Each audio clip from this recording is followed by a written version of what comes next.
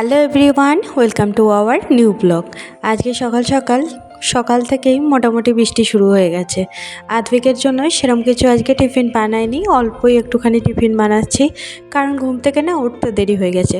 আর সকালবেলায় বৃষ্টি হলে না 5টার সময় এত ঘুম পায় না, উঠতেই ইচ্ছা করে না।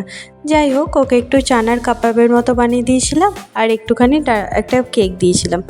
চলো, সেই করতে করতে ঘরের সব কাজ শেষ করে আজকে রান্না করতে চলে এলাম। আজকে কি বানাবো সেটা তোমাদের সঙ্গে দেখাই। মা অনেক দিন আগে আমড়াগুলো দিয়েছিল, তো সেগুলো দিয়ে ভেবেছি আজকে করেই ফেলি।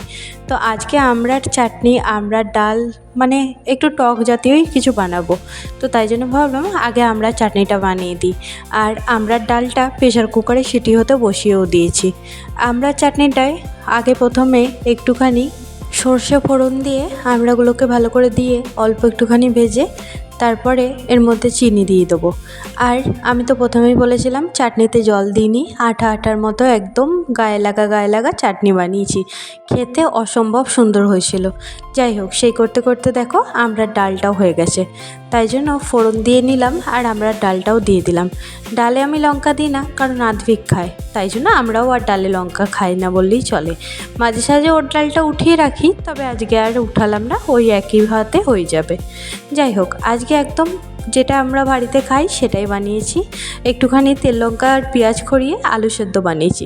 সত্যি বলতে যারা বলে যে ব্লগ বানানো মানেই প্রত্যেক দিন মাছ, মাংস, ডিম এসব রেসিপিই দেখাতে হবে, তাদেরকে বলি আমরা বাড়িতে সাধারণত যে জিনিস খাই সেই জিনিসটাই দেখাবো। ভাত, আলু ভাজা, পতোড়া, ডিম। আজকে এমনিতেই বৃষ্টি হচ্ছিল, তাই জন্য নর্মাল ব্লগ বানালাম। আর ভালো লাগলে অবশ্যই একটা লাইক করো। আর চ্যানেলে নতুন নতুন রেসিপি দেখতে হলে চ্যানেলটাকে অবশ্যই সাবস্ক্রাইব করে আমার পাশে থাকো। ব্লগটা ভালো লাগলে অবশ্যই একটা লাইক করো, সাবস্ক্রাইব করো।